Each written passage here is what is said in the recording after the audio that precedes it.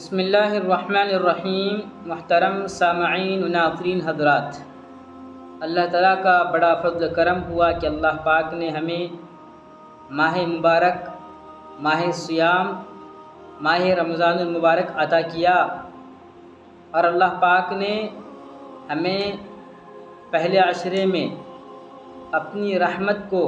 پانے کا موقع عطا کیا۔ پھر اس کے بعد دوسرا عشرہ جو ابھی قریب الختم ہے، جو کہ مغفرت کا عشرہ ہے، اللہ پاک نے ہمیں وہ بھی عطا کیا۔ اب آج جیسے ہی سورج ڈوب جائے گا تو پھر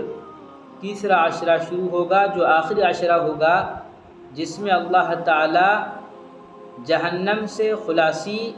اور جنت میں داخلے کے فیصلے فرماتے ہیں۔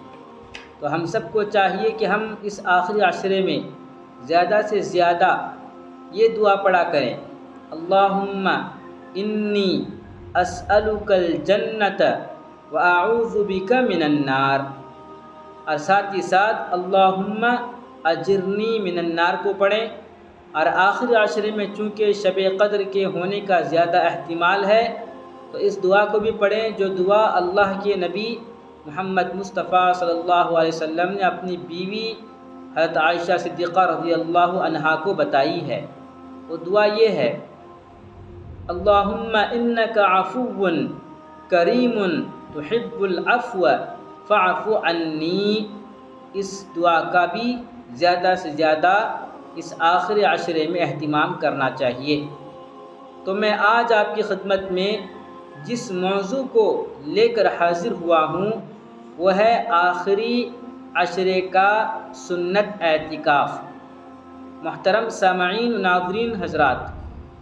رمضان المبارک کے آخری عشرے کا اعتکاف کرنا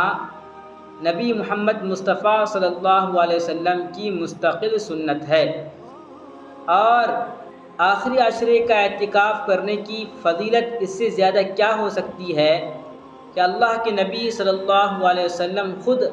ہمیشہ اس کا اہتمام فرماتے تھے۔ امام زہری رحمۃ اللہ علیہ فرماتے ہیں کہ لوگوں پر تعجب ہے کہ انہوں نے اعتکاف کی سنت کو چھوڑے رکھا ہے،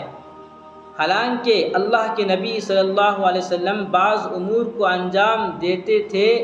اور ان کو ترک بھی کرتے تھے، اور جب سے ہجرت کر کے مدینہ منورہ تشریف لائے اس وقت سے لے کر انتقال تک، وفات تک، بلا کسی ناغہ آپ صلی اللہ علیہ وسلم نے اعتکاف فرمایا ہے، کبھی چھوڑا نہیں ہے۔ اور اگر ایک سال اعتکاف نہ کر سکے تو اگلے سال 20 دن کا اعتکاف فرمایا ہے۔ نبی کریم صلی اللہ علیہ وسلم کا ہمیشگی فرمانا، یعنی آخری عشرے کا خاص کر اعتکاف فرمانا، یہی بات اس عمل کے سنت ہونے کی دلیل ہے۔ محترم سامعین ناظرین حضرات، اعتکاف کا مقصد کیا ہے؟ اعتکاف کے دو مقصد ہیں۔ سب سے پہلا مقصد یہ ہے کہ اللہ کے گھر میں قیام کرتے ہوئے اللہ کا تقرب حاصل کیا جائے، دنیا سے کٹ کر، دنیا کی چیزوں سے دور رہتے ہوئے صرف اللہ ہی کی رضا کو حاصل کرنے کے لیے اللہ تبارک و تعالی سے مغفرت کو حاصل کرنے کی حرص دل میں رکھتے ہوئے اعتکاف کو کرنا ہے۔ اور اعتکاف کرنے والے کی مثال یوں بیان کی گئی ہے کہ گویا کہ وہ اللہ ہی کے در پہ پڑا رہتا ہے اور یہ طے کر لیتا ہے کہ جب تک اللہ تعالیٰ کو میں منا نہ لوں، اللہ تعالیٰ سے اپنی مغفرت کروا نہ لوں، تب تک میں اللہ کے در سے نہیں ہٹنے والا۔ اور اللہ تعالیٰ کی رضا کو حاصل کرنے کے لیے اور مغفرت کی امید میں یہ اعتکاف کیا جاتا ہے۔ اور اس سلسلے میں بہت ساری حدیثیں بیان کی گئی ہیں۔ ان میں سے ایک حدیث اللہ کے نبی صلی اللہ علیہ وسلم کے بارے میں حضرت عبداللہ ابن عمر رضی اللہ عنہما فرماتے ہیں کہ رسول اللہ صلی اللہ علیہ وسلم رمضان کے آخری 10 دنوں کا اعتکاف کرتے تھے۔ صحیح بخاری میں روایت موجود ہے۔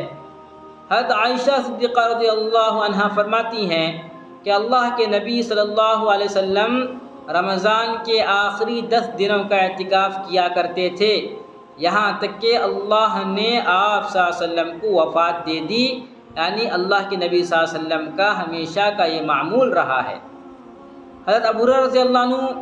فرماتے ہیں کہ رسول اللہ صلی اللہ علیہ وسلم ہر رمضان میں 10 دن اعتکاف کرتے تھے، لیکن جو آپ کے انتقال کا سال تھا، آپ کی وفات کا سال تھا، تو آپ صلی اللہ علیہ وسلم نے 20 دن کا اعتکاف فرمایا۔ علماء نے لکھا ہے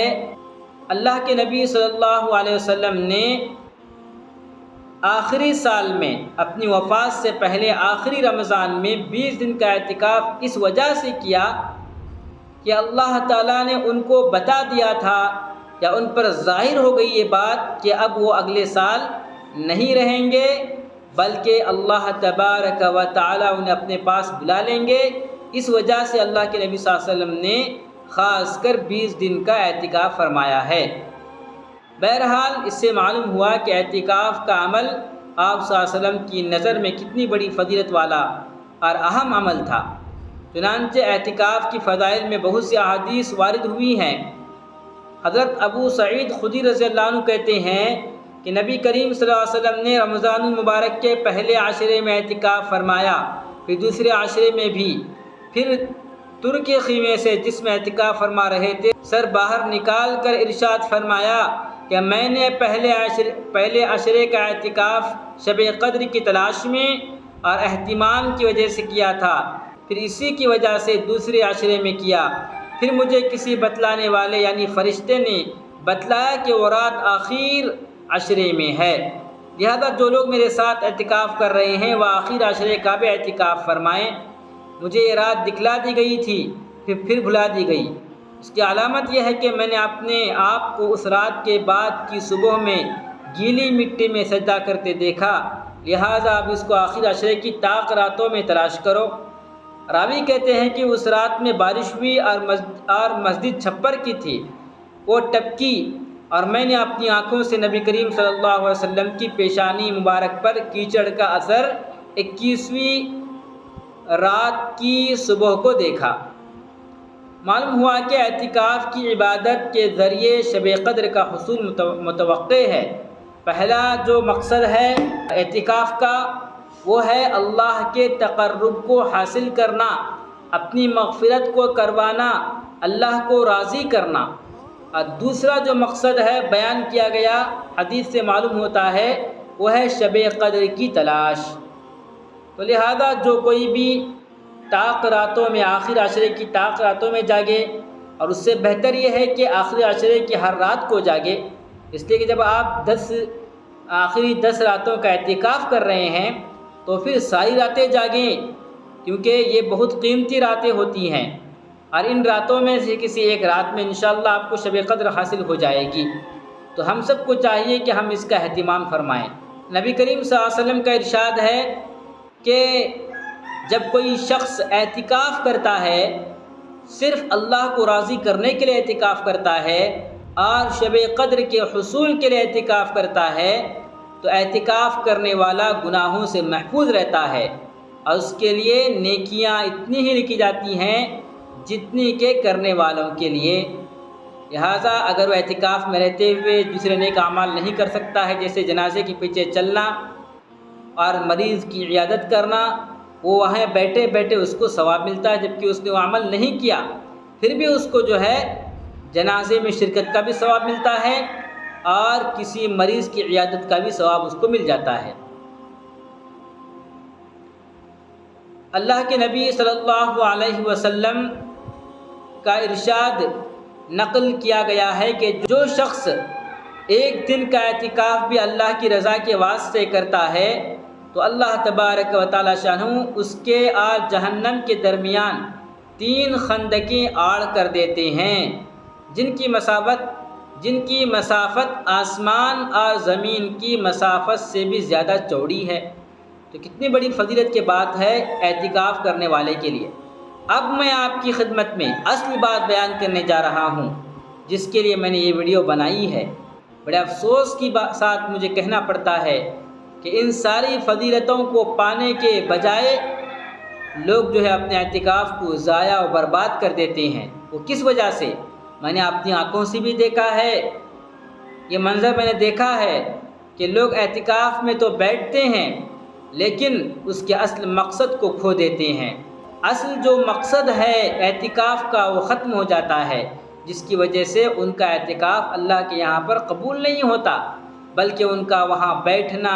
وہاں پر رات کا گزارنا، وہاں کا دن کا گزارنا سب بیکار و فضول ہو جاتا ہے۔ وہ کس وجہ سے ہوتا ہے میں اب آپ کی خدمت میں بیان کرنے جا رہا ہوں۔ میں نے کچھ کوتاہیاں دیکھی ہیں اعتکاف کرنے والوں کی۔ انہوں نے اعتکاف کو مذاق بنا لیا ہے، یا پھر بس سمجھتے ہیں کہ رمضان کی آخر 10 راتوں میں مسجد میں بیٹھا جائے یہی کافی ہے۔ نہیں میرے بھائیوں، خدا کے لیے مسجد میں بیٹھ کر اور 10 دن گزار کر آپ اپنے اعتکاف کو ضائع و برباد کرنے والے اعمال نہ کریں، جس کی وجہ سے آپ کا اعتکاف باطل ہو جائے گا، اور ذرا برابر بھی، رائی کے دانے کے برابر بھی آپ کو ثواب نہیں ملے گا۔ اس سے بہتر یہ ہوگا کہ آپ اعتکاف کریں ہی نہیں۔ دیکھیے، سب سے پہلی چیز ہے مسجد کا احترام ملحوظ رکھنا ضروری ہے۔ جو افراد بھی اعتکاف میں بیٹھ رہے ہیں، سب سے پہلے اپنی نیتوں کو خالص کر لیں اور مقصد کو پہچان لیں کہ ہم یہ 10 دن جو مسجد میں دے رہے ہیں، اپنے قیمتی اوقات میں سے جو 10 دن آپ مسجد میں لگا رہے ہیں اعتکاف کی نیت سے، تو اعتکاف میں ہمیں جو کام کرنے ہیں ہم وہی کام کریں۔ اس سے ہٹ کر اگر ہم دنیاوی کاموں میں لگ جائیں گے اور فالتو کے بکواس کاموں میں، فضول کاموں میں، فضول باتوں میں لگ جائیں گے، تو ہمیں اعتکاف سے جو چیز حاصل ہونے چاہیے وہ کبھی حاصل نہیں ہوگی۔ مسجد میں دنیا کی باتیں کی جاتی ہیں، میں نے دیکھا ہے کئی جگہ پر ہنسی مذاق ہوتا ہے، شور شرابہ ہوتا ہے، یہ ساری چیزیں اعتکاف کو باطل کرنے والی ہیں۔ تو ہنسی مذاق کرنے کے لیے اور صرف وہاں پر وقت گزارنے کے لیے آپ نے اعتکاف کر لیا، کیا فائدہ ہوا؟ ثواب ملنے کے بجائے الٹا گناہ ملے گا۔ تو مسجد میں اس طرح کا معاملہ نہ کریں۔ موبائل کا استعمال تو بالکل نہ کیا جائے،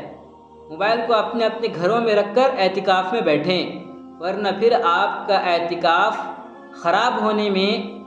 کوئی جو ہے کسر باقی نہیں رہے گی۔ خاص کر آج کل کا ماحول تو بہت برا ماحول ہے۔ سننے میں آیا ہے کہ لوگ تراویح کی نماز میں 4 رکعت میں جو امام صاحب رکتے ہیں، وقفہ ہوتا ہے، اس میں بھی لوگ موبائل نکال کر کرکٹ کا اسکور دیکھ رہے ہیں، کتنا اسکور ہوا، کس ٹیم نے کتنے رن بنائے۔ نعوذ باللہ من ذالک، یہ دیوانہ پن ہے، یہ بے وقوفی کے عمل ہیں۔ تو پھر یہ موبائل آپ کے ساتھ میں رہے گا تو پھر آپ کا اعتکاف قبول ہوگا، اس کی کوئی گارنٹی نہیں ہے۔ اس لیے موبائل کا استعمال تو بالکل نہ کیا جائے، اپنی نگاہوں کی حفاظت کی جائے۔ لوگ باہر جو ہے اعتکاف کے لیے مسجد میں تو آتے ہیں، لیکن ان کا اکثر وقت باہر گزرتا ہے،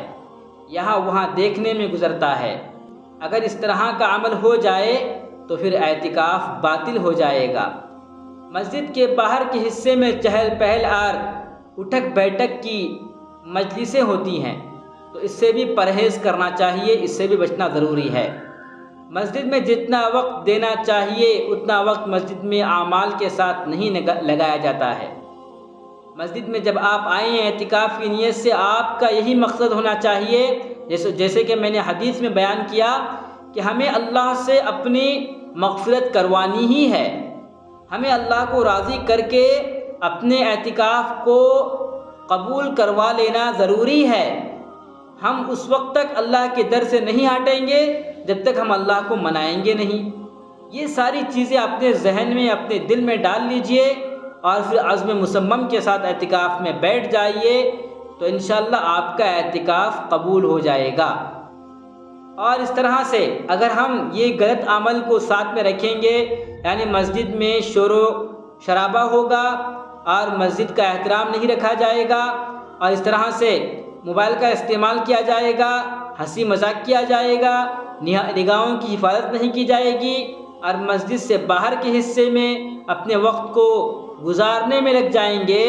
تو پھر اس بات کا پورا اندیشہ ہے یا ڈر ہے کہ اس کے اعتکاف تو باطل ہو جائے گا اور اعتکاف کا مقصد بھی ختم ہو جائے گا، پھر اس کے بدلے میں اللہ کے یہاں پر ثواب کے بجائے ناراضگی اور اللہ کی پکڑ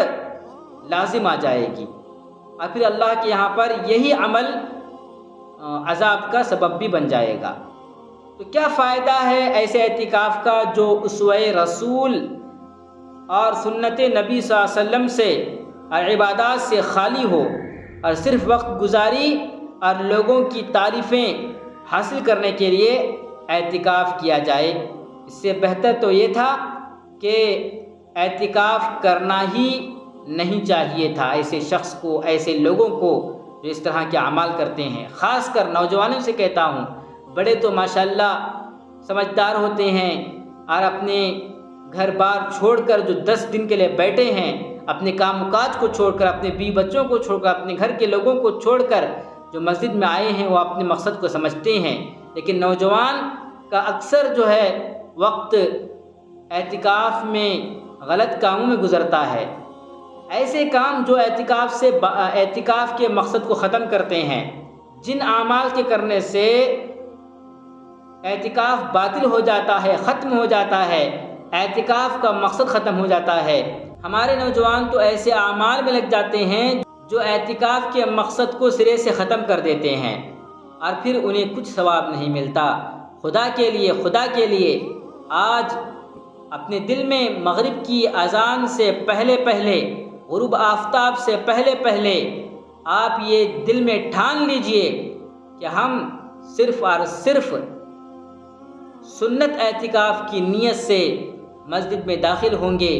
اس کے بعد صرف وہی عمل کریں گے جو ہمارے اعتکاف کو مضبوط بنائے گا